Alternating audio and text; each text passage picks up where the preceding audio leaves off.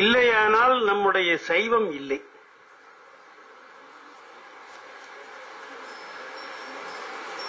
திருஞான சம்பந்த பெருமான் சைவத்தை வளர்த்த குறவர்களிலே முதலாவதாக வைத்து எண்ணப்படுகிறவர். அடுத்து திருமுறைகளை தொகுத்த பெருமை சார்ந்த நமது நம்பியாண்டார் நம்பிகள். அடுத்து இதெல்லாம் என்ன சொல்லுது தெரியுமா என்று அதை இலக்கணப்படுத்தி ஒரு தத்துவ கட்டடத்தை இதுவரையில வேறு யாரும் தொட முடியாத ஒரு ஸ்கை ஸ்கிரேப்பராக சைவ சித்தாந்தம் என்கின்ற கட்டிடத்தை மெய்கண்ட சிவம் நமக்கு கொடுத்திருக்கிறது. இதை விட தமிழர்கள் பெருமைப்படுவதற்கு வேற எதுவுமே இல்லை. இந்த வரிசையை வைத்து பார்த்தோம்னா நம் 3 பேரும் குழந்தைகள். ஞானசம்பந்தரும் 3 வயது குழந்தை. அழகா சொன்னார் நம்முடைய வேலாயுதனார்.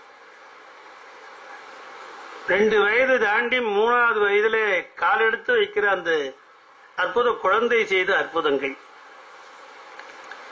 அடுத்து அதையெல்லாம் மிகச் சிறப்பாக தொகுத்து கொடுத்தது ஒரு குழந்தை. அதுதான் நம்பியாண்டார் நம்பி, 5 வயது குழந்தை.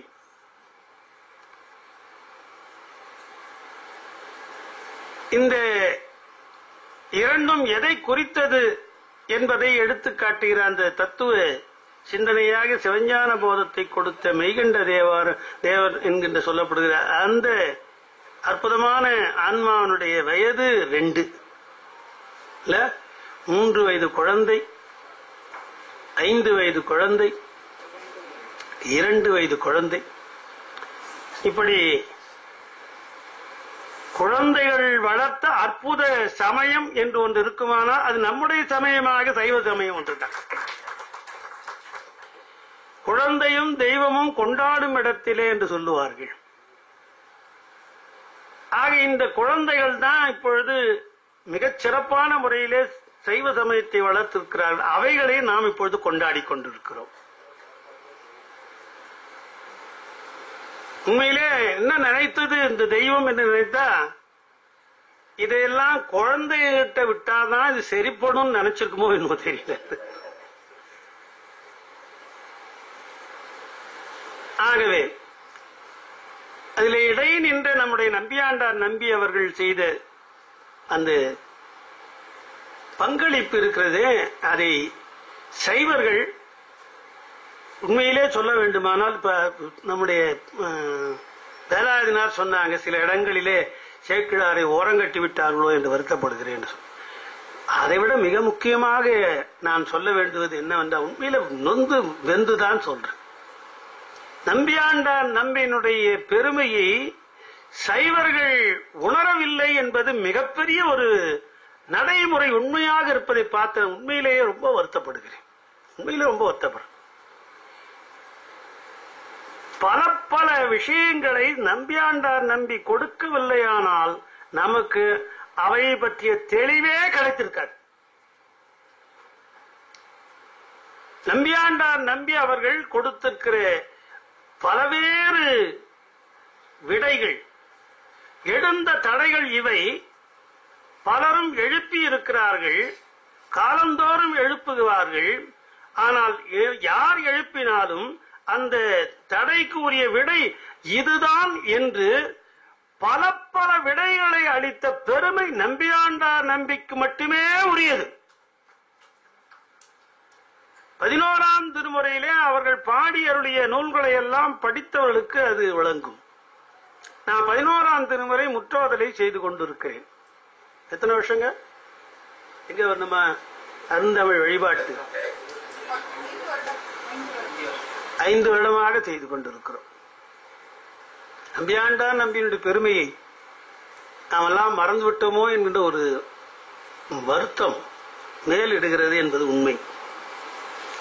சரி, இப்போது நம்ம இந்த தலைப்புக்கு வந்துடுவோம். நம்பியாண்டார் நம்பி ஞான சம்பந்தரை பாடுகிறார். அவர் காட்டுகின்ற சம்பந்தர் தானே தலைப்பு. இப்ப நம்பியாண்டார் நம்பி காட்டுகின்ற அந்த சம்பந்தர், இவர் இருவரையும் நாம் பார்த்தோமானால் நம்பியாண்டார் நம்பி சிவாச்சாரியார், ஆதிசைவர். சம்பந்தர் நீங்க சம்பந்தமே இல்லாம உட்காந்துறீங்க. சம்பந்தர் ஸ்மார்த்தர் அதான சொல்ல வேண்டியதானே. ஸ்மார்த்தர் அப்படின்னா ஆரியர். நீங்க என்ன சார் எங்க வந்தாலும் இதே பிரச்சனை உங்களுக்கு, ஆரியர் திராவிட இதே வேலையா இல்ல? உண்மையை மறக்க முடியாது. இரவுனா பகல் இருக்கும், பகல்னா இரவு இருக்கும் இல்லையா? அது நம்ம மறுக்கவே முடியாது. அதே போல இது இந்த இன பாகுபாடு நெடுங்காலமாக இருந்து வருகின்ற ஒரு உண்மை. அது அந்த காலத்திலேயும் இருந்தது, இந்த காலத்திலும் தொடர்ந்தது, இனிமேலும் தொடரும், இனிமேலும் தொடரும் இல்லையா? அப்படிதான் அரசியல்ல பேசிக்கிறாங்க.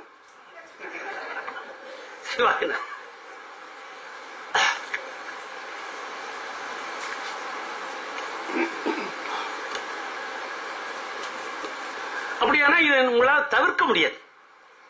நீங்க இந்த தவிர்க்க முடியாத ஒரு உண்மைக்கு நடுவில் இருக்கிறீர்கள் என்கின்ற அந்த நோக்கிலே தான் இதை நம்ம பார்த்தே ஆக வேண்டும். இவரோ சிவாச்சாரியார், அவரோ ஸ்மார்த்தர் ஆரியர். இவங்க ரெண்டு பேருக்கும் எந்த மாதிரி உறவு? உறவா? அவன் போடாத சண்டையா? இல்ல, சிவாச்சாரியார்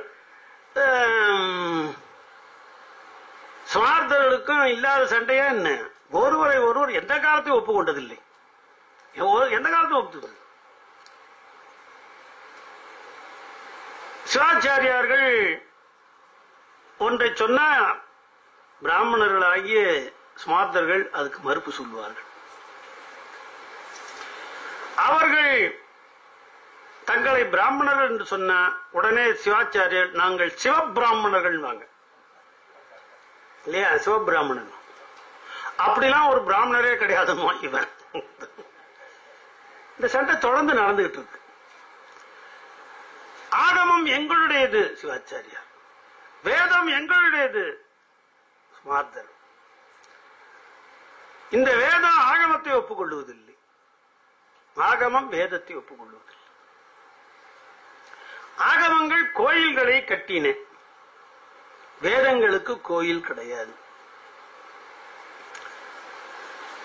ஆகமங்கள் கோயிலை கட்டிய பிறகு மெல்ல மெல்ல வேதத்தை சேர்ந்தவள் கோயிலுக்குள் வர ஆரம்பிக்கிறார்கள். அவளுக்கு கோயில் கிடையாது, இல்லாததுனால இருக்கிற கோயிலுக்கு போவேன்னு வரா. உள்ள வரக்கூடாதுன்றான் சிவாச்சாரியர். நான் 28 ஆகமங்களையும் முழுமையாக பார்த்தவன், அந்த முழுமையாக படித்தவன். அதில் சர்வஞானோத்தர ஆகமத்தை முழுமையாக எழுதி நூலாக இப்பதான் ஒரு 6 மாதங்களுக்கு முன்னாலே வெளியிட்டேன். அதான் இருக்கிற ஆகமத்திலே தலைமணி நூல்.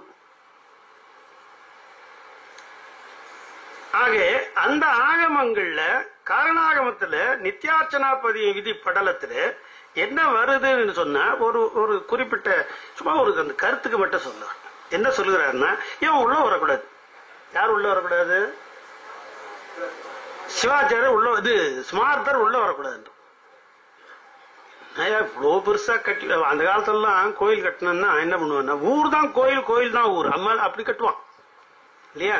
குடிகளை ஒட்டிய கோயில், கோயில்களை ஒட்டிய குடிகள், அப்படிதான் நம்முடைய தமிழகம். அவ்வளோ பெரிய ஊர் போல கட்டி விட்டுட்டு அவனை உள்ள வரக்கூடாதுன்னு சொன்னா என்ன நியாயம்? சரி வந்துட்டு போ, இவன் அனுமதிக்கிறான், அவனை வந்துட்டு போ. எவ்வளவு தூரம் வரலாம்? அந்த கோடி மரம் வரைக்கும் வரலாம், சும்மா சுத்திட்டு போகணும், உள்ளெல்லாம் வரக்கூடாது. கோடி மரம் வரைக்கும் வரலாம், தாண்டினா என்ன ஆன? தீட்டுப்பட்டு போச்சுன்னா.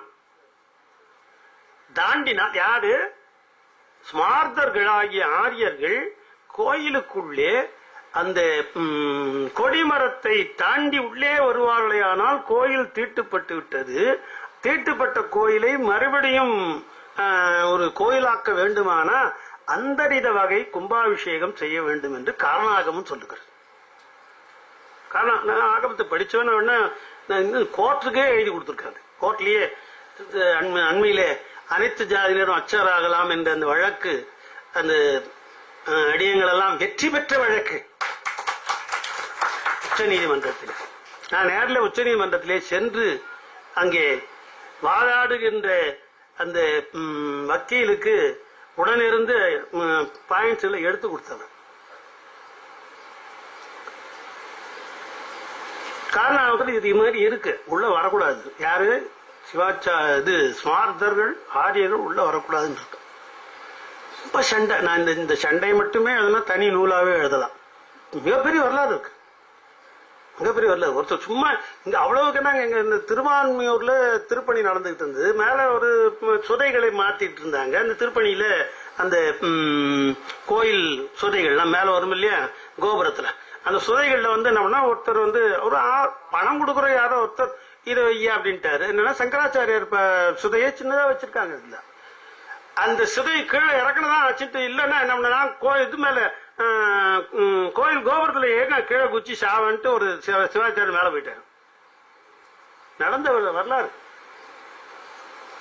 போனவர் வேற எங்கேயும் இல்லை, இதே ஊர்ல இருக்காரு. இந்த கற்பகாம்பல் நகர்லயே இருக்காரு.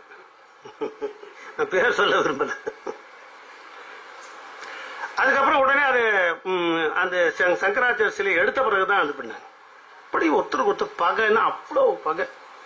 இவன் அவனை ஒத்துக்க மாட்டான், அவனை ஒத்துக்க மாட்டான், ஒரே சகரார். இப்ப என்ன ஆச்சுன்னா அது இன்றைக்கு வரைக்கும் நடைபெறுகிறது. இன்றைக்கு வரைக்கும் நடைபெறுகிறது. இது ஒண்ணும் இல்ல, நெல்லையப்பர் கோயிலிலே சங்கராச்சாரிய இப்ப இருக்கிற சங்கராச்சாரியர் காலை உள்ளே வைத்து விட்டார் என்பதற்காக ஒரு வழக்கு நடந்து கொண்டிருக்கு. இன்னும் இப்ப நடந்துட்டு இருக்கு. இப்ப இன்னைக்கு வரைக்கும் நடந்துட்டு இருக்கு. இப்ப நிலைமை தானே. இந்த நாளிலே ஆரம்பித்தது என்று இல்லாமல் இன்று வரையிலே அந்த பகை ரெண்டு பேருக்கும் தொடர்ந்து இருக்கு. இப்படி இருவருக்கும் பகை இருக்கிற இந்த இனங்கள், அந்த இனங்களிலே வந்த பெரியவர்களாக இரண்டு பேர். அந்த எந்த ரெண்டு பேர்ல ஒருத்தர் சிவாச்சாரியார் ஆகியிருக்கிற நம்பியாண்டார் நம்பி, இன்னொருவர் ஸ்மார்த்தராக இருக்கிற திருஞான சம்பந்தர். இந்த குழந்தை அந்த குழந்தையை பாராட்டி எழுதுகிறது. எவ்வளவு பெரிய வரலாற்று சிறப்புமிக்க ஒரு நிகழ்வு இல்ல? பகையோ பகை, இந்த இனத்துக்கும் அந்த இனத்துக்கும் பகையோ பகை. தூக்கி போட அந்த பகையை. அடியார்கள் நடுவே ஏது பகை ஏது வேறுபாடு என்று சொல்லி மிக அற்புதமான முறையில ஒரு நூலை அவரை பாராட்டி இந்த சிவாச்சாரியர் எடுத்து எழுதுகிறார்னா இதுவே ஒரு பெரிய வரலாற்று சிறப்பு மிக்கது. நம்பியாண்டார் நம்பி அவரை பாடுகிறார். ஒன்றல்ல இரண்டல்ல 6 நூல்கள் பாடுகிறார். 11ஆம் திருமுறையிலே வருகிறது. ஆளுடைய பிள்ளையார், திருவந்தாதி,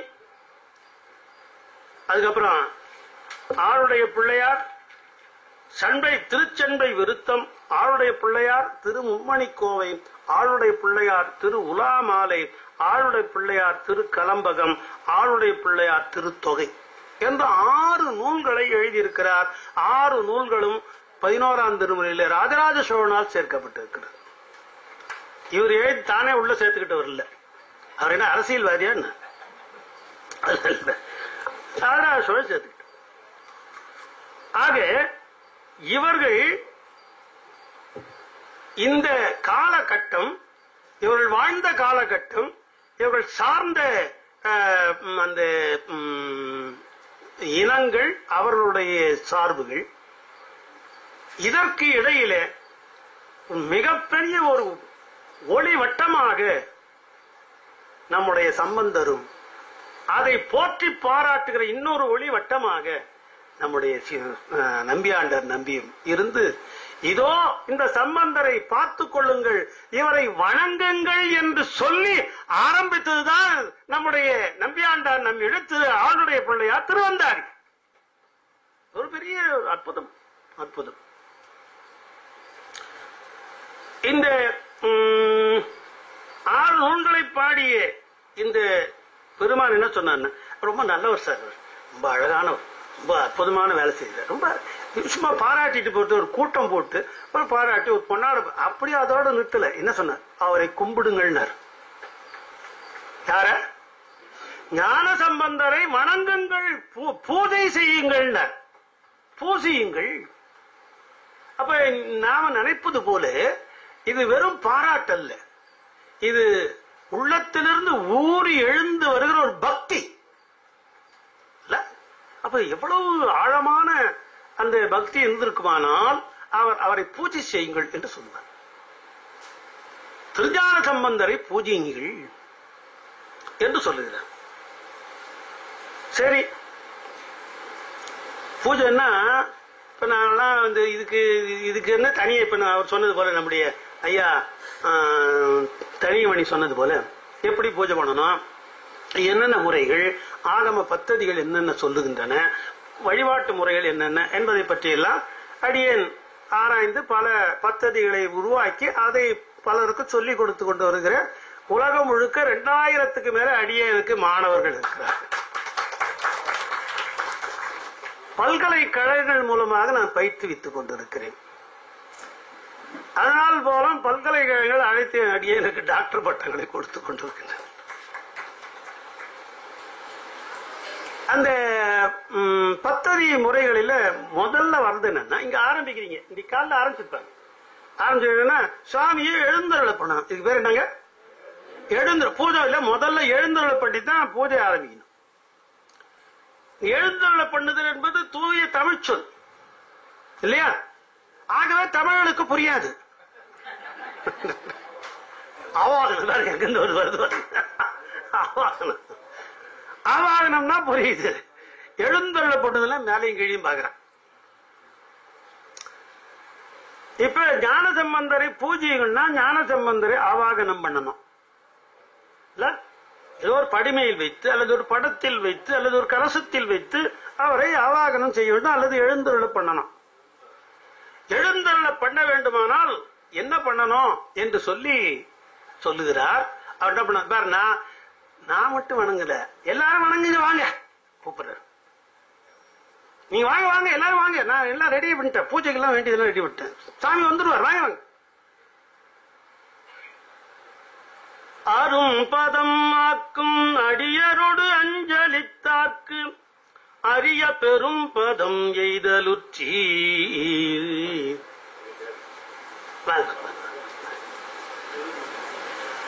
அரும் பதம் ஆக்கும் அடியரோடு அஞ்சலித்தார்க்கு உரிய பெரும் பதம் எய்தலுற்றீர் வந்து இறைஞ்சுவின். வாங்க வாங்க வந்து உட்காருங்க. பனசை மூர்த்தியா வாங்க வந்து இறைஞ்சுமின் என்று நம்பியாண்டார் நம்பி சொல்லிட்டு இருக்க. வந்து இறைஞ்சுமின் பேரரவம் வரும் பதம் ஞான சம்பந்தன் என் ஆனைதன் தாளினையே என்று அழகான பாட்டு அவருடைய பிள்ளையார் திருவந்தாதியில். அதுல என்ன வருதுன்னா, அரும் பதம் ஆக்கும் அடியரோடு அவர் நம்பியாண்டார் நம்பி பூஜையை ஆரம்பிக்கிறார். யார வச்சு? ஞான சம்பந்தரை வைத்து ஒரு படிவத்தில் வைத்து ஆரம்பிக்கிறார். ஆரம்பிக்கும் போது தனியாக இல்ல, அடியாரோடு அஞ்சலித்து. அப்படி அஞ்சலித்தார்க்கு என்ன பண்ணுவாரா? ஞானம் அரிய பெரும் பதம் கொடுத்துருவார். அது வரும் அல்லவா? அது எய்தல் உற்றீர். அப்ப உங்களுக்கு அரும்பதம் வந்தது அந்த பின்னால வரும் என்பது ஒண்ணு. இன்னொன்னு என்ன, இப்ப நான் யாரை வணங்க தொடங்கி இருக்கிறேன்? ஞான சம்பந்தருக்கு அவரை எழுந்தெழு சொன்னா எனக்கு வேண்டியது அவருடைய திருவடி தான் எனக்கு வேண்டும். ஆறும் பதம் அந்த ஞான சம்பந்தருடைய திருவடி இருக்கிறது, அது வந்துவிட்டது எய்தல் உற்றீர். அப்ப இதுல நம்ம என்ன தெரியுது அப்படின்னா, ஆவாகனத்துக்கு வடமொழியில ஆவாகயாமி அப்படின்னு சொல்லணும். அப்படின்னா எழுந்தருளுக. இவர் இன்வகேஷன் ஆங்கிலத்திலே இதுக்கெல்லாம் புத்தகங்கள் எழுதியிருக்கு. இந்த ஆங்கில புத்தகங்கள் சவுத் ஆப்பிரிக்கால அதுக்காக நான் இன்னொரு பிரிண்ட் போட்டுட்டு இருக்கேன். அடியன் அந்த எழுதின அந்த இது அடுத்து அவங்க மறுபடியும் வந்து கேட்டுக்கிட்டே இருக்காங்க. ஒரு இன்வகேஷன் அவங்க பண்றாங்க. இன்வகேஷன் பண்ணும்போது உடனே அங்க வந்து சுவாமி வந்து வரணும். இப்ப என்ன மிக முக்கியமானது என்றா, அப்ப என்ன பண்ணணும், எழுந்தருளுக அப்படின்னு சொன்ன பிறகு கூட்டியா வர அப்படின்னு தானே வரணும், தானே நியாயம். இது உங்க வடமொழிக்குன்னார். சொன்னவர் நம்பியாண்டார் நம்பியோட இல்ல, ஞானசம்பந்தர் சொன்னார்.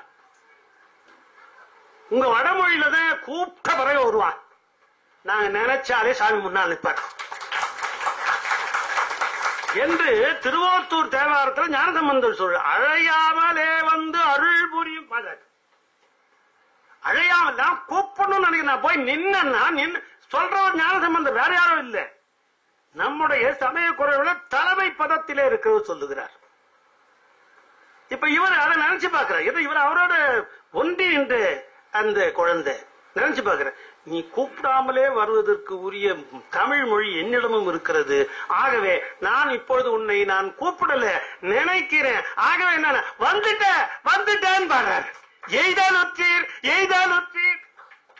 என்ன அழகு, என்ன அழகு, என்ன அழகு.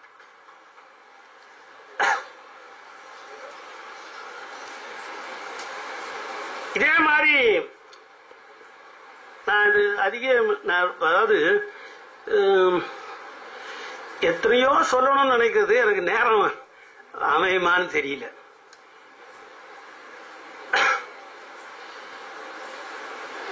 நீங்க மெல்ல நம்ம மணி கிட்ட இருந்து இந்த காகிதம் கீதம் பேனா இருந்தா எடுத்து வச்சிரும், புடிங்கி வச்சிரும். இல்லாட்ட ஏதாவது எழுதி கொண்டு கையில் எழுதி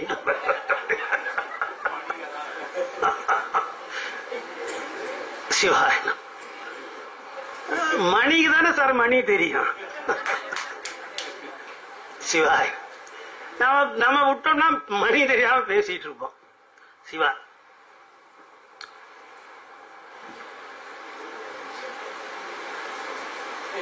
ராமலிங்கர் திருவுள்ளம்னு ஒரு நூல் எழுதினார் திருவிக்கா. ராமலிங்கர் திருவுள்ளம், அதுல சுமார் ஒரு 4 பக்கங்களுக்கு மேல இளமை முயற்சி என்ற தலைப்பில் திருவிக்கா எழுதியிருப்பாரு. இதற்கு முன்னும் சரி இதற்கு பின்னும் சரி எப்பொழுதும் இறைவனை, அது எந்த நிலையில் இருந்தாலும் இறைவனை உண்மையாகவே வணங்க தொடங்குகிற அடியார்க்கு குருவாக வருகிறவர், வந்தவர், வரப்போகிறவர் ஞானசம்பந்தர் தான் எழுதி வச்சார். அவர் சும்மா இல்ல. இந்த மாதிரி என்ன பண்ணோம்னா, இந்த மாதிரி இந்த ஹிப்னாட்டிசம், இந்த அறிதுயில், மற்ற இடங்கள், இங்கெல்லாம் போற இடங்கள்லாம் போய் பார்த்து அங்கே இருக்கிறவர்களோடு பேசி அந்த ஒரு கிறிஸ்துவர் உட்கார்ந்து பண்ணா அப்ப எப்படி வராரு அவரு? இதையெல்லாம் யோசித்து பார்த்து உள்ளொளின்னு ஒரு நூல் எழுதியிருக்காரு, படிச்சு பார்க்கலாம். அப்ப ஞானசம்பந்தர் தான் எந்த நாட்டிலையும் எப்படியும் வரப்போகிற ஒரு குரு. வள்ளல் குருராயன் வாதுவென்ற சம்பந்தன் என்கின்ற அந்த ஒரு வெண்பாவுக்கு ஒழிவில் எடுக்கும் 17 பக்கம் ஒரே எழுதினார் வள்ளலார். 17 பக்கம். அது வந்து என்னன்னா, சம்பந்தரை வெறும் குருன்னு சொல்ல, குரு ராயன். அப்படின்னா என்ன அர்த்தம்? குரு எல்லா குரு எல்லாம் வரிசையா இருந்துச்சுன்னா குருக்களுக்கெல்லாம் யார் கிங்குன்னாரு? Emperor king. அது கிங்க எம்பரர் யாருன்னா ஞானசம்பந்தர் தான் சொன்னார். வள்ளல் குரு ராயன் இல்லையா? குரு ராயன், குருராயம்பேட்டை இருக்காங்க, ஆளே இருக்கிறாங்க. சிவாயன். அப்ப இந்த வள்ளலாரும் இதை என்ன சொல்றாருன்னா, ஒருத்தன் குருவா வச்சுக்கணும்னா நீ என்ன முதல்ல ஞானசம்பந்தர் வணங்குன்னார். உங்களுக்கு எல்லாம் கொடுக்கிற ஒரு சின்ன டிப்ஸ் மாதிரி கொடுக்கிறார் வள்ளலாரும். நம்முடைய நம்பியாண்ட வாங்க வந்து இறைஞ்சுமின் பாடும். நீங்க நினைச்சா போதும், எய்தீர் வந்து நிற்பார். இது ஆவாகன பாடல்ங்க, இது ஆவாகன பாடல். ஞாபகம் வச்சு, ஞானசம்பந்தரை எழுந்தருள பண்ணா இது ஆவாகன பாடல்.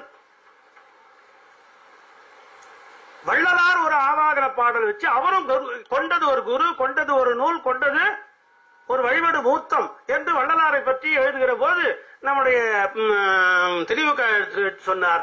கொண்ட நூல் திருவாசகம், கொண்ட குரு ஞானசம்பந்தர், கொண்ட மூர்த்தம் முருகப்பெருமான் என்று எடுத்து எழுதினார். இது இளமை முயற்சியில் யார் ஈடுபட்டால் அதுதான் நடக்கணும்ன்றார், அப்படிதான் போகணும்ன்றார். அப்ப கொண்ட குரு யாரு? ஞானசம்பந்தர். அவர் குருவாக கொண்டவர் ஞானசம்பந்தர் தான். அந்த ஞானசம்பந்தர் குருவாக கொண்ட போது இந்த 10ஆம் நூற்றாண்டுல நம்பியாண்டான் நம்பி எப்படி ஆவாகனம் பண்ணி அவரை வழிபட்டாரோ, மற்றவர்களையும் வழிபட வைத்தாரோ, அதை படித்த ராமலிங்க வள்ளலார், ஓ எனக்கு குருவாகணும்னா நானும் அவரைத்தான் வைத்து அவரை ஆவாகனம் பண்ணி நான் அவரை வழிபட்டால் அவர் குருவாக வந்து எனக்கு அருள் புரிவார் என்று எண்ணி அவரும் ஒரு கலசத்தை வச்சு வள்ளலார் ஒரு கலசத்தை வச்சு ஞானசம்பந்தரை அதில் ஆவாகனம் பண்ணி அங்கே பூஜை செய்திருக்கிறேன் என்று ஒழிவில் ஒடுக்கத்தை அந்த வள்ளல் குருராயன் வாதுவென்ற சம்பந்தன் என்கின்ற அந்த ஒரு வெண்பாவுக்கு மட்டும் 17 பக்கம் உரை எழுதினாரு. அந்த உரையில வள்ளலார் அவர் கைப்பட அவர் எழுதிய உரையில எழுதியிருக்கிறார், நான் அவரை இப்படி எழுந்தருளச் செய்து வணங்கினேன் என்று எழுதுகிறார். அந்த எழுந்தருளச் செய்வதற்கான ஆவாகன பாடலாக அவர் சேக்கிழார் பாடலை எடுத்துக்கொண்டு அந்த பாடலை சொல்லி எழுந்தருளச் செய்தார். வள்ளலார் சொல்ற மறை வள திருவேன் வைதிக நிலையேன் வளர் ஞான பொறையணி முகிலேன் புகழியர் புகழே பொறு பொன்னி துறை பெருமணியேன் சுருதியின் ஒளியேன் வெளியே வந்து இறையவன் உமையாளுடன் அருள் தர எய்தினை என்பார். சேக்கிழார் பாடிய பாடல் வேறொரு சந்தர்ப்பத்துக்காக பாடிய பாடல். அந்த பாடலை அப்படியே அவர் வந்து வள்ளலார் இதை ஆவாகனத்துக்கு எடுத்து கொடுக்கிறார். ஞானசம்பந்தர் நீ ஒண்ணு படிச்சு பாருங்க, அந்த இவருடைய ஒளியில் ஒடுக்கத்துல வருது.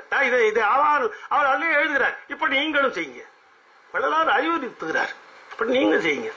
இவரை நான் புகழிய புகழே ஒளியே பொறுபொன்னி துறைவரும் மணியே என்றெல்லாம் சொல்லி அவரை கூப்பிட்டா அவர் என்ன பண்ண, அவர் வெளியே வந்தார் அப்படின்னா அதானே ஆவாகனா. அந்த கலசத்துக்குள்ள இருக்கிறார், வெளியே வர்றார். ஒரு படத்துக்குள்ள இருக்கிறார், வெளியே வர்றார், அதான் ஆவாகனா இல்லையா. வெளியே வந்து அவர் வந்து முன்னால இருந்து வழிபாட்டை ஏற்றுக்கொள்கிறார், நமக்கு அருள் தர போகிறார். அவர் எப்படி வர்றாருன்னா இவர் பாட்டுல சொல்றாரு, வெளியே வந்து எப்படி வந்து நிக்கிறாரா, தனியா கூட வரலையா. இறையவன் உமையாளுடன் அருள் தர எய்தினை. இந்த சின்ன குழந்தை பொய்கை கரையில் நின்ற போது அம்பிகையோட வந்துட்டு ஆண்டவன் வந்து உனக்கு அருள் புரிந்தானே, அதே நிலையில அந்த கலசத்துல சாமி எழுந்தருளி உங்களுக்கு அருள் புரிவார் என்று வள்ளலார் சொல்கிறார்.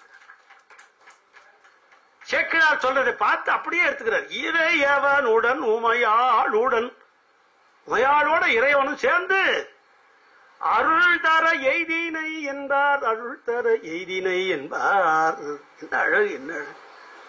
அப்ப ஞானசம்பந்தரை வழிபடுகிற ஒரு பழக்கத்தை முதலிலே நம்பியாண்டார் நம்பி நமக்கு காட்டியிருக்கிறார். அது வள்ளலார் வரையிலே வந்திருக்கிறது. நாமதான் என்னன்னே தெரியாம, நமக்கு நம்பியாண்டார் நம்பியும் தெரியாது, வள்ளலாரும் தெரியாது, ஞான சம்பந்தரையும் தெரியாது. நமக்கு தெரிந்ததெல்லாம் டிவி. ஒருவேளை இப்படிதான் இந்த டிவி தான் பின்னால பார்த்து சீரியலா உட்கார்ந்து இவங்க பார்க்க போறாங்களேன்னு பார்த்துதான் திருநனி பள்ளிக்கு போய் சீரியல் பதிகம் பண்ணார் போட்டு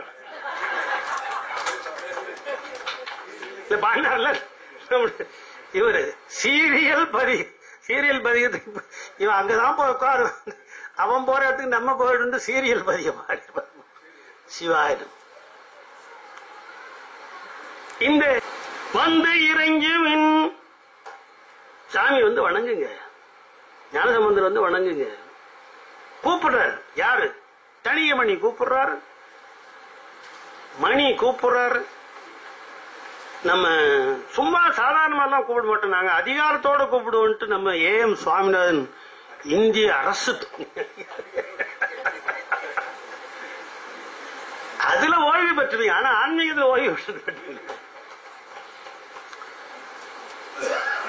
வாங்கன்னு கூப்பிட்டாங்க. அவன் என்ன கேட்கிறான்னா அவ்வளவு சுலபமாதுன்னு கேட்கிறான்.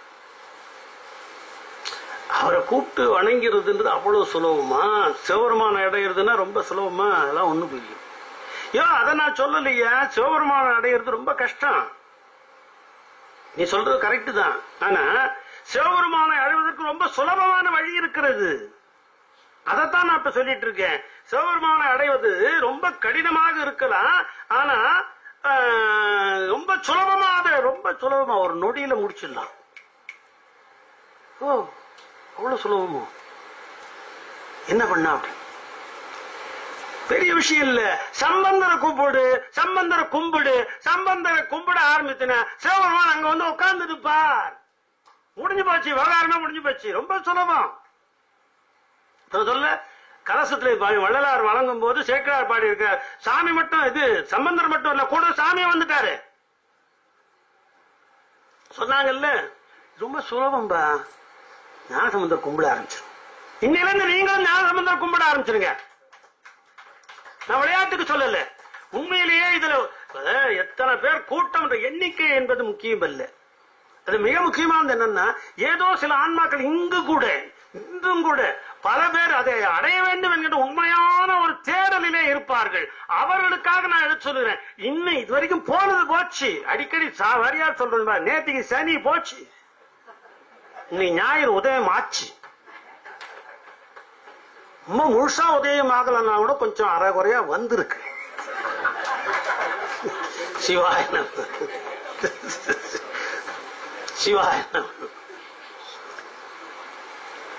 கும்பிட ஆரம்பிங்க. ஞான சம்பந்தம் கும்பிட்டீங்கன்னா எல்லாம் தானா உங்களுக்கு சேரும். அவர் சொல்றாரு, எல்லாம் அவருடைய அவர் காட்டுது. நம்பியாண்டார் நம்பி காட்டுகிற ஞான சம்பந்தர் தானே நம்ம பேசிட்டு அவர் காட்டுகிறார். பாடல் 91. முத்தன வெண்ணகையார் வயல் மாற்றி முறை வழுவாது எத்தனை காலம் நின்று எத்தும் அவரினும் என்பணிந்த பித்தனை எங்கள் பிரானை. ஒவ்வொரு சொல்லும் அப்படியே உருகுது, நமக்கு அப்படியே நெஞ்சமெல்லாம் துடிக்குது. எங்கள் பிரானை அணைவது எளிது கண்டீர், எளிது கண்டீர், எளிது கண்டீர். காட்டி குரத்தி பிரான் பதத்தே கருத்தை புகட்டின் வீட்டில் புகுதல் மிக எளிதே, மிக எளிதே. அருணைநாதன் அதுபோல சொல்றார், எளிது கண்டீர். ரொம்ப சுலபம்பா. எளிது கண்டீர். என்ன பண்ணணும் தெரியுமா? அத்தனை ஞான சம்பந்தனை பாதம் பணிந்தவர்க்கே, பணிந்தவர்க்கே. அவர் முதல்ல வர பாட்டு பாருங்க, முதல்ல வர வரி பாருங்க. நீங்க சிவபெருமானை மட்டுமே வணங்கணும் சில பேர் ட்ரை பண்ணிட்டு இருக்கான். போய் சிவபெருமானை எப்படியாவது குடிச்சு போறதுன்னு போய் பாருங்க. அப்படி போய் நிக்கிறான எவ்வளவு நாள் நிக்கிறான்? அது எவ்வளவு செல்லு சார், ரொம்ப நாளா வணங்கிட்டு இருக்காரு சார். அவங்க அப்பா காலத்துல அப்படிதான் சார். அப்படியா? அப்புறம் அவங்க பேரங்காலத்துலயும் அப்படிதான் சார்.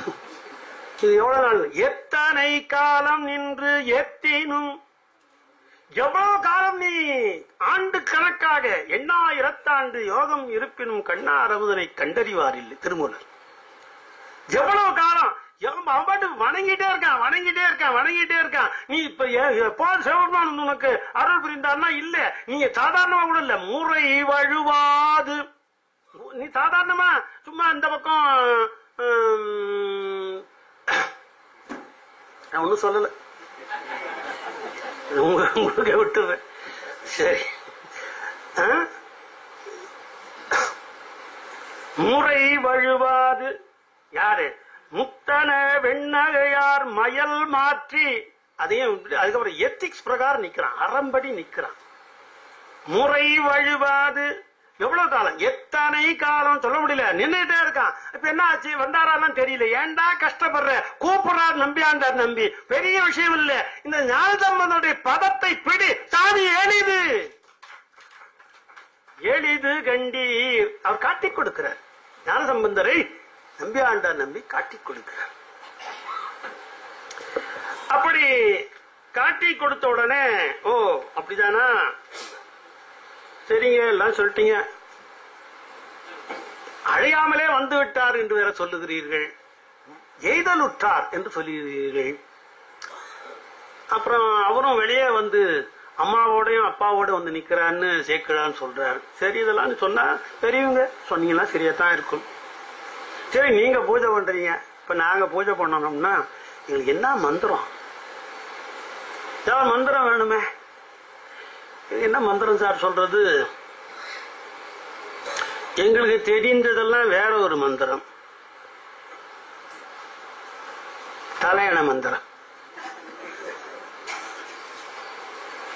என்ன மந்திரம்? நம்பியாண்டார் நம்பி சொல்றார், ஒரு அற்புதமான மந்திரம். ஞானசம்பந்தரை வழிபடுகிறாய், அதற்காக உன்னை அழைத்திருக்கிறேன். நீயும் ஒப்பியும் ஒப்பாமலும் வந்திருக்கிறாய். இப்பொழுது மந்திரம் எது என்று கேட்கிறாய். உனக்கு அந்த மந்திரத்தை சொல்லுகிறேன். என்ன மந்திரம் தெரியுமா? வேற ஒண்ணும் இல்லை. வேற இது அந்த மந்திரம், எந்த மந்திரம்லாம் எடுத்து சொல்லாதே, எந்த மந்திரமும் வேண்டாம். என்ன ஒரே மந்திரத்தை, அதை பிடித்துக்கொள். என்னன்னா ஞான சம்பந்த என்கின்ற ஒரு மந்திரத்தை பிடித்துக்கொள்ள. ஞான எடுத்து பாருங்க, எழுதி பாருங்க. ஞான சம்பந்த எழுதி பாருங்க. 7 எழுத்து வருது இல்லையா? அது இந்த ஒற்றை எழுத்துக்கள்லாம் விட்டுணும். ஒற்றை எழுத்துக்கள்லாம் விட்டணும். ஏன்னா அது மாத்திரை அளவு ரொம்ப குறைவு இல்லையா? பஸ்ல ஏறீங்க, ஏறும்போது என்ன பண்றீங்கன்னா, சின்ன குழந்தை கையில வச்சுட்டு அம்மா உட்காந்துருக்காங்க, இவரும் உட்காந்துருக்காரு.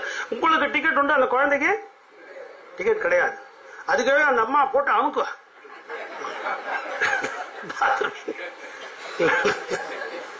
இப்ப குழந்தைக்கு டிக்கெட் கிடையாது.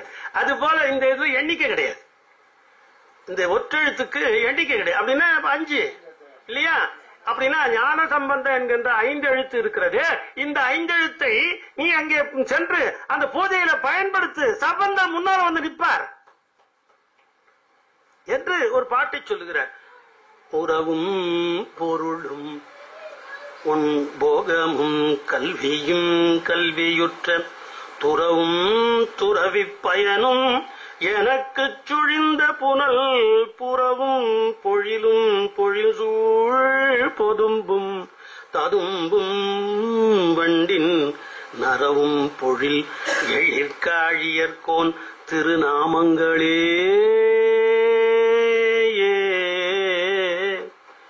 எழிற்காழியர்கோன் திருநாமங்களே.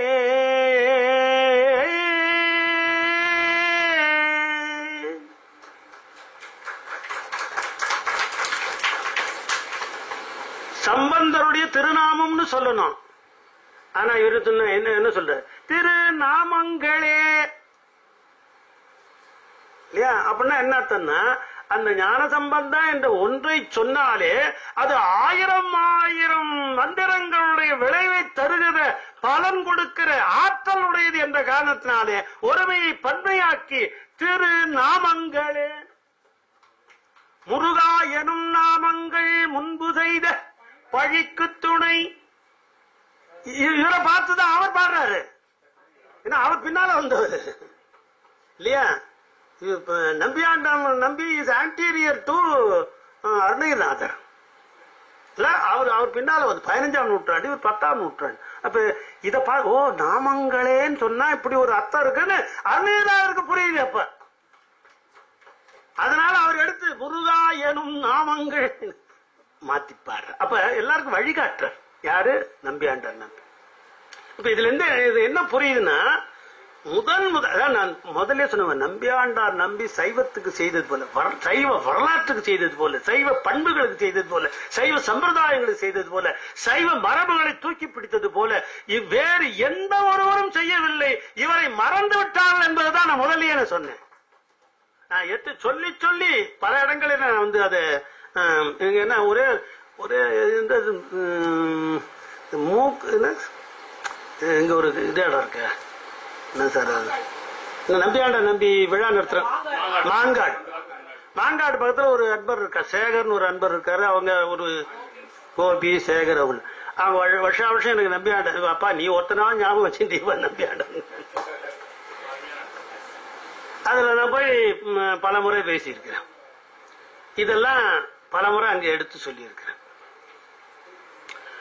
இப்ப இதுக்கு நமக்கு என்ன தோணுதுன்னா, இதை மறந்து விட்டார்களே என்று தமிழ் அறிஞர்கள் மறந்து விட்டார். மற்றவங்க பக்தர்கள், சாதாரண பக்தர்கள் அவங்க மறந்துட்டான்னா அவங்க சொல்லுவார் இல்லை அப்படின்னு பண்ண சொல்லுவார். அவர் என்ன பண்ணாரு?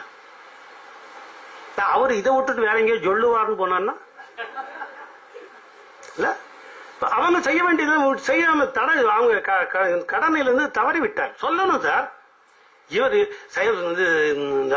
இந்த நம்பியாண்டார் நம்பி சைவத்துக்கு எத்தனை பெரிய பங்களிப்பை செய்திருக்கார் என்று சைவர்கள் சொல்லாம இஸ்மாயில வந்து சொல்லுவான். நம்ம தானே சொல்லணும். சொல்றோமா? எந்த சொற்பொழிவாளர் சொல்றாங்க?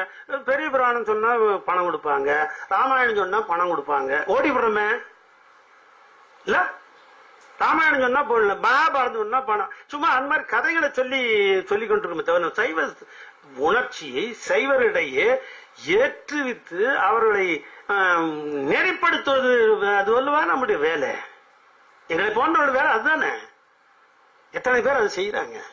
அது பெரிய வருத்தமா இருக்கு. நல்ல காலம் இந்த மாங்காடு சபையாவது செய்து நாம எதுக்கு சொல்ல வரேன்னா, இவர் புதிய ஒரு முறையை இந்த உலகத்தில் அறிமுகப்படுத்துகிறார். சைவ உலகத்திலே புதிய முறையை அறிமுகப்படுத்த, சைவ உலகத்துக்கு அறிமுகப்படுத்திய மூலமாக எல்லா சமய உலகத்துக்கும் அறிமுகப்படுத்துகிறார். என்னன்னா, இறைவனை 5 எழுத்துனா அதானே சார் 5 எழுத்து. நீங்க வேற நடுவில் புதுசா கிளப்பி விடுறீங்க இல்ல. 5 எழுத்துனா நம்ம பழக்கம் அதுதானே. அந்த 5 எழுத்துக்கெல்லாம் நடுவில் இதை வேற விடுறீங்க. இப்படித்தானே கோச்சிக்கிட்டோம் வள்ளலார்கிட்ட. திருமுறைன்னா அதுதானே சார். நீங்க வேற 6 திருமுறை இப்படி கிளப்பினீங்க. இதனால தானே சண்டை வந்து வழக்கு வரைக்கும் போச்சு. அறுப்பா மறுப்பா என்ன சண்டை, என்ன ஒரு கலேபரம் இல்ல. ஏதோ புரியாமை, அறியாமை, அறிந்து கொள்ளாமை, அறிந்து கொள்வதற்கு விருப்பம் இல்லாமல், அவர் யார், அவர்களுடைய நிலைமை என்னன்னு தெரியாம. அதுபோல என்ன பண்ணாருன்னா, இது என்ன சார் 5 எழுத்து புதுசா நீங்க உள்ள நுழைக்கிறீங்க? இல்ல, புதுது அல்ல. இந்த 5 எழுத்தை நீங்கள் சொல்லுவதா இருந்தால், இந்த 5 எழுத்தை நீங்கள் சொல்லுவதா இருந்தால், இந்த 5 எழுத்தை சொல்லுவதற்கு ஏன் என்னுடைய 5 எழுத்தை விட்டு நீ அந்த 5 எழுத்தை சொல்லுகிறாய் என்று சிவபெருமான் கோச்சு வர. அதைவிட அவர் அதிகமாக மகிழ்வார். தம்மினும் தம் மக்கள் அதை சொன்னா இன்னும் அதிகமா மகிழ்ச்சியா இல்லையா? அப்ப என்ன, எதுல அவர் வேகமாக வேலை செய்வார்னா அதுலதான் வேகமாக வேலை செய்வார்னா அதை தானே சார் பயன்படுத்தணும். அதுதான், அதனாலதான் சொன்னார் எளிது கண்டீர்னர். நீ அதை டைரக்டா பிடிச்சினா இருக்கும், அதுலயும் பலன் இருக்கு. ஆனா அதை விட இதை பிடிச்ச எளிது கண்டீர், சீக்கிரமா வந்துடும். அப்புறம் என்ன தெரியுதுல்ல சீக்கிரமான்னு, குருராயம்பேட்டை போக வேண்டியது காரணீஸ்வரர் கோயிலா? சரி சரி சரி. ஆக அப்ப என்ன பண்ணணும், பக்த பஞ்சாட்சரம் என்கின்ற ஒரு புதிய முறையை உலகுக்கு அறிமுகப்படுத்திய பெருமை நம்பியாண்டார் நம்பியை சேரும். கொஞ்சம் பேர் தானே கை தட்டுறீங்க சார். ஏதாவது டீ காஃபி கொடுக்கறதுனா கொடுங்க, நல்லா தெம்பாடி நல்லா கை தட்டலாம். ஐயா இந்த கையில இருக்கிற ரேகையெல்லாம் அழிஞ்சு போகாது, நல்லா தட்டலாம். அப்ப பக்த பஞ்சாட்சரம் என்கிற முறையை உருவாக்கினவர் அவர் தான் முதல் உருவாக்கினார். உடனே அது எக்ஸ்டெண்ட் ஆகி திருநாவுக்கரசுக்கு போகுது, ஆரூருக்கு போகுது. இதெல்லாம் உருவாக்கின சைவ சம்பிரதாயத்தை உருவாக்குகிற ஒரு பெரிய பெருமை அவருக்கு உரியதாக இருக்கிறது. மிகப்பெரிய பெருமை அவருக்கு உரியதாக. இந்த 5 எழுத்தை பயன்படுத்தினால் புரிஞ்சுக்கிறான். என்ன நீங்க அந்த மாதிரி கும்பிடுவீங்க, நான் உகந்தேத்தி வேண்டாம் இப்படித்தானே. நான் இந்த ஞான சம்பந்த இந்த பஞ்சாட்சத்தை சொல்லித்தான் நான் வணங்கியது மட்டுமில்லை, நான் அதை என்னுடைய உள்ளத்திலே வைத்து அந்த ஓமை இல்லாத ஒரு ஓகையோடு நான் வணங்கி ஏற்றி அருள் புரிந்திருக்கு. இந்த ஞான சம்பந்தனை வணங்கி இருக்கு. நான் உகந்தேத்திய ஞான சம்பந்தனை. அதுல இன்னொரு பாட்டுல பாடுறாரு, நீ என்ன பண்ண ஊருக்கெல்லாம் சொல்லிட்டு நீ என்ன பண்ணு கேட்க கூடாது இல்ல, நான் பண்ணேன் சொல்ற. அதையும் அவரு அங்க பதிவு செய்கிறார். சரி நீங்க பண்ணீங்க ஒத்துக்கிறேன் சார், இல்லாட்டி இவ்வளவு தூரம் சத்தம் போட்டா பேசுவீங்க. சரி வந்து அருள் புரிஞ்சாரா? அடுத்த கேள்வி, வந்து அருள் புரிஞ்சாரா?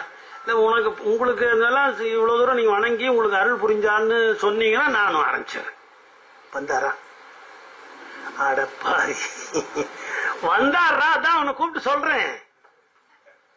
அதையும் பதிவு செய்திருக்கிறார். அவர் என்ன சொல்றார்? பொருள் என என்னை தன் பொற்கடல் காட்டி, பொருள் என, இதுதான் பொருள். இந்த ஐந்தெழுத்து என்று சொல்லி நீ ஆரம்பிக்கிறாயே, இதுதான் பொருள். பொருள் என என்னை தன் பொற்கழல் காட்டி, அவர் பொற்கழல் காட்டினார், வந்தார், பொற்கழல் காட்டினார். அது மட்டும் இல்ல, புகுந்தார், உள்ள வந்துட்டார். பொற்கழல் காட்டி புகுந்து எனக்கு இங்கு அருளிய சீர்திரு ஞான சம்பந்தன், ஞான சம்பந்தன்.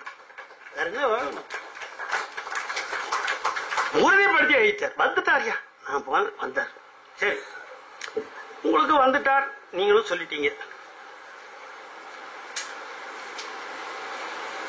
உங்க என்ன பண்ணாருன்றீங்க? அருள் புரிந்தார்ன்றீங்க.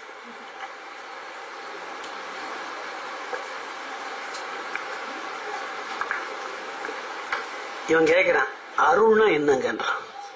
இது அடிப்படையிலே இல்லை. சில நேரங்கள்ல இதெல்லாம் ரொம்ப கொடுமையா இருக்கு. ஏறத்தாழ 38 ஆண்டுகளுக்கு மேல நான் பெரிய புராணத்தை பேசிட்டு வரேன் பல இடங்கள்ல. சில நேரங்கள் என்ன பண்ணுவாங்கன்னா, ஏதோ கிராமங்கள்ல போய் பேச வச்சிருவோம். அந்த ஊர்ல பெரிய ஒரு நாட்டாமையோ ஏதோ பெரிய ஒருத்தர் இருப்பார். அவர் என்ன பண்ணுவார்னா, அவர் கரெக்டா அந்த டயத்துக்கு வர மாட்டார். அவர் எம்ஜிஆர் மாதிரி. அந்த ஊருக்கு எம்ஜிஆர். என்ன பண்ணுவார்னா, எல்லாம் வந்துட்டாங்களா பார்த்துட்டு ஒரு அரை மணி நேரம் 1 மணி நேரம் கழிச்சு உட்காந்து ஆரம்பிச்சுட்டு, ஓ பறவையார பத்தி பேசிட்டு இருக்கீங்களா, முதல்ல இருந்து பேசுங்கன்ற.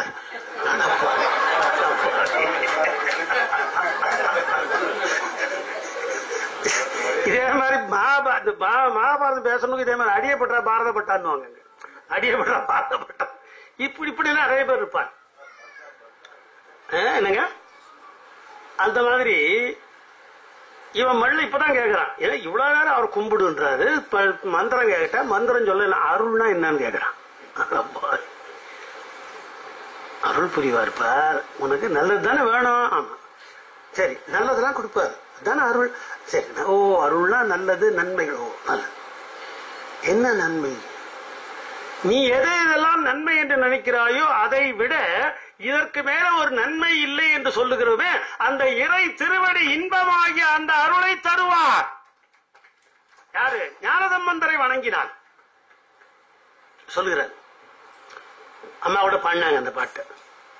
பெறுவது நிச்சயம் அஞ்சல் நெஞ்சே, அஞ்சல் நெஞ்சே. நிச்சயத்தை உறுதிப்படு. இவன் சந்தேகத்தோட கேட்கிறான், வருமா வராதா? முதல்ல ஞானசம்பந்தர் வருவாரான்னு கேட்டான், உனக்கு வந்தாரான்னு கேட்டான். அடுத்தது என்ன பண்ணான்னா, வந்தார்னா இதெல்லாம் உனக்கு வருமானு கேட்கிறான். இப்ப சொல்ற நிச்சயம் உறுதிப்படுத்தி சொல்ற.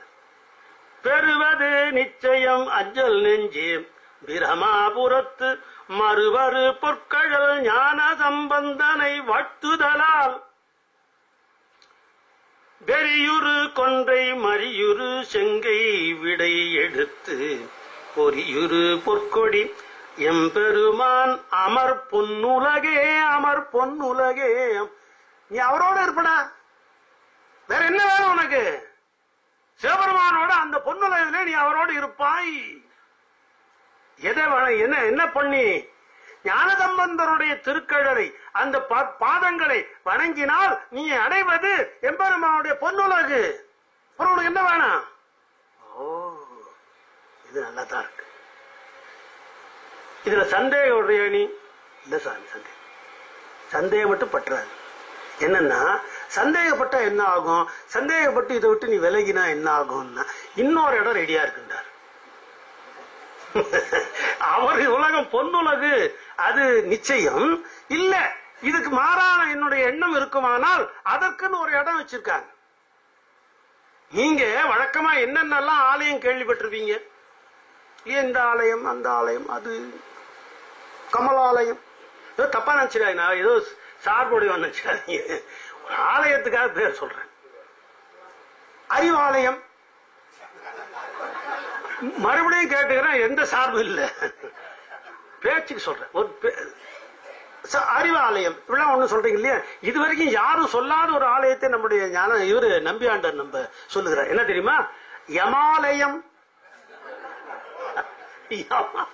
யமாலயம். நீ இருந்தா ஆண்டவன் இந்த ஞானசம்பந்தரை வணங்கினா அந்த பொன்னுலகுக்கு போகலாம். அப்படி இல்லைன்னா என்ன? யமாலயம் சரி ரெடியா இருக்குன்ற. அடுத்த பாட்டு 41வது பாட்டு, 42வது பாட்டு, 43வது பாட்டு. பொன்னார் மதில் சூழ் புகழிக்கு அரசை அருகர்தங்கள் தென்னாட்டு அரண்நட்ட சிங்கத்தினை. அது என்ன அன்போடு கூப்பிடுற ஞானசம்பந்த சிங்கன்ற பரசமய கோளறி இல்ல. தென்னாட்டு அரண்நட்ட சிங்கத்தினை என் சிவன் இவன் என்று அந்நாள் குதலை திருவாய் மொழிகள் அருளி செய்த என்னானையை பணிவார்க்கு இல்லை காண்க யமாலயமே. யமாலயம் புதிய ஒரு வார்த்தை, சொல்லாட்சி ஒன்று புதுசா நமக்கு கிடைக்குது. இதுவரைக்கும் யாரும் சொன்னதில்லை, இவர் தான் முதல்ல அந்த சொல்லாட்சியை பயன்படுத்துகிறார். நான் எத்தனையோ நூல்கள் படிச்சிருக்கிறேன், எத்தனையோ அருளாளருடைய நூல்கள் எல்லாம் அடியனுக்கு மனனம். யமாலயம் என்ற சொல் இவரை தவிர வேற யாரும் பயன்படுத்தல. அதுக்கே இவருக்கு ஒரு டாக்டர் பட்டம் கொடுக்கலாம். நான் அதுக்குள்ள எவ்வளவு பெரிய விஷயம் இருக்கு, நான் இப்ப ஆரம்பிச்சேன்னா அது ஒரு மணி நேரத்துக்கு ஓடும், நான் விட்டுருவணும். ஆனா அழகான ஒரு சொல்லாட்சி. சரி, போய் இவ்வளவு தூரம் சொல்றேன். ஓ, எவ்வளவு நேரம் கரெக்டா போச்சா? இன்னும் எவ்வளவு தூரம்? எவ்வளவுங்க? 1:30 மணி வரைக்கும். 1:30 மணி வரைக்கும். சரி சரி, சிவாயன் அப்படி சொல்லுங்க. சிவாயன் சார், பூஜைக்கு போக சொல்லிட்டீங்க. நீங்க எல்லாம் சொல்றத பார்த்தா சந்தோஷமா இருக்கு. நானும் முடிவு பண்ணிட்டேன், இனி எந்த சந்தேகமும் இல்லை, பூஜைக்கு போயிடுறேன். சரி, நேரம் தான் ஒரு மாதிரி இருக்கு, 12 பரவாயில்ல, இப்போது புத்தி வந்தது இல்ல. சரி, பூஜைக்கு போனோம்னா தண்ணி வேணும் சார். ஓ, தண்ணி போட்டு தான் பூஜை பண்ணணுமோ சார்? இது வேற.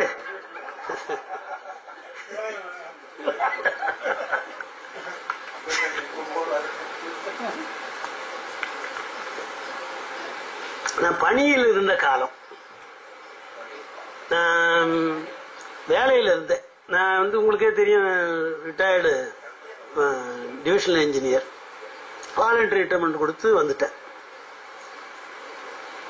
நான் இருந்தது public relation, chief public relations office. நான் சிபிஆர்ஓ இருந்தேன். இன்னும் பல தொடர்புகள். இன்னும் சொல்ல போனா சுமார் ஒரு 42 IAS ஆபீசர்கள் என்னிடம் பணிபுரிந்தார். நான் அவரிடம் நான் பணிபுரிந்தேன். என்னுடைய நண்பர் ஒருத்தர் அடிக்கடி சொல்லுவார், அவரு என்னோட அவர் ஒரு டி, அவர் சொல்லுவார், எங்கிட்ட அந்த சீஃப் இன்ஜினியர் வேலை செய்தாருமா. அது எத்தனையோ அரசு அதிகாரிகள் பார்த்திருக்கிறேன். நான் அந்த அதிகாரத்தில் இருந்த போது பல முறை எம்ஜிஆர் கிட்ட பேசியிருப்பார், போன்ல பல முறை பேசியிருப்பார். சிபிஆர்ஓ, அப்புறம் நேரில் போய் பார்க்கறது, அதுக்கப்புறம் இதெல்லாம் வாழலாம். வேற எதுக்கும் இல்லை சார், அரசியல் விஷயமா இல்ல, அரசாங்க விஷயமா. அப்ப அவன் வெள்ளிக்கிழமை என்ன பண்ணுவான்னா, 2-3 படத்தை வச்சிருப்பாங்க ஆபீஸ்ல, அதை வச்சு கும்பிடுறதுக்கு இதை பண்ணுவாங்க. நான் முதல்ல அதெல்லாம் ஒப்புக்கொள்ளல. இது பொது இடம்பா, இங்க நீ வணங்குறனா உங்க வீட்டுல போய் வணங்கிக்க. இங்க ஒரு பெர்னாண்டஸ் இருப்பாரு, இன்னொருத்தர் யாரோ ஒருத்தர் இவரு முஸ்லீம் இருப்பாரு. நீங்க இந்த இடத்துல வச்சுக்கிட்டு இதெல்லாம் வச்சு வணங்க, நீ போய் வீட்டுல வணங்கிக்க. இப்ப நான் என் வீட்டுல வணங்கிக்கிறேன். இதெல்லாம் சொன்னா அவன் கேட்கல. சரி, நம்ம அவங்களுடைய மனங்களை புண்படுத்துவதுன்னு ஆரம்பிச்சிருவான். இல்லாட்டி எனக்கு எதிராக கொடி வேற விதமா. சரி, தொலைதுன்னு விட்டுருவேன். அப்புறம் என்ன பண்ண, ஐயா நீங்க தானே பட்ட விபூதேஷன் வரீங்க, நீங்களே பூஜை பண்ணுங்கன்றான். சரி, அதை என்ன பண்ணுவேன். போன உடனே என்ன பண்ணுவோம்னா, எடுத்து எனக்கு பத்ததி எல்லாம் தெரிஞ்சு தொலைதா, நமக்கு ஆகமம் தெரிஞ்சு தொலைது. அதுக்காக எடுத்து வச்சு இந்த முதல்ல அந்த நீரை எல்லாம் சுத்தம் பண்ணிட்டு, அப்படி அதுக்கு உரிய தூய்மை எண்வகை சுத்திகளை எல்லாம் செய்துட்டு அதுக்கப்புறம் எடுத்து முழுமையாக எடுத்து 3 முறை அதை உள்ளே பருகி ஆகம முறைப்படி அதை எடுத்து கொடுத்து ஆத்ம தத்துவாய சுதா, வித்யா தத்துவாய சுதா, சிவதத்துவாய சுதா, அது முழுமையான தமிழெல்லாம் சொல்லி இது மற்றவெல்லாம் பார்க்கறான்ல, அவங்களுக்குலாம் அதெல்லாம் தெரியாது. ஒரு 3 நாள் 4 நாள் ஒரு 3 நாள் பூஜைகள்லாம் வரும்போது பார்த்துக்கிட்டு இருக்கான். அப்புறம் இன்னொரு தடவை நான் பூஜை அடுத்த தடவை பண்ணும்போது டைம் ஆயிடுச்சு, நேரமாச்சு, வாங்க பூஜை பண்ணுங்க. சரி, நான் அந்த இடத்துல வெள்ளிக்கிழமை பூஜைக்கு வந்துட்டேன். அங்கே போய் உட்காந்து பார்த்தா அந்த இதுல பஞ்சபாத்திரமா நம்ம வாங்கி வச்சுட்டாங்க. பஞ்சபாத்திரம் அதெல்லாம் வச்சுட்டாங்க. அதெல்லாம் இல்லை. நான் என்ன காணவே இல்லைன்னு பார்த்தீங்கன்னா கடற்கரை டைப்பிஸ்ட் சொல்றேன், என்னையா நீ இதெல்லாம் கொண்டு வந்து வைக்கணும், ஐயா பார்த்துட்டே இருக்க, அவர் எப்ப தனி போட்டு தான் பூஜை பண்ணுவாங்க. தனி போட்டு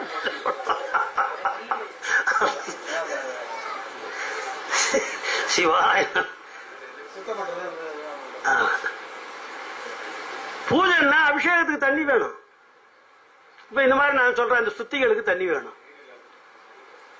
தண்ணி வேணுமே அவன் கேட்கறான். நான் ஒத்துக்கிறேன், நீ சொன்னதெல்லாம் கரெக்டா இருக்கு, நான் பூஜைக்கு ரெடி ஆயிட்டேன். ஆனா நான் வந்து சம்பந்தரை வணங்கத்து தயாராயிட்டேன். தண்ணி வேணும்.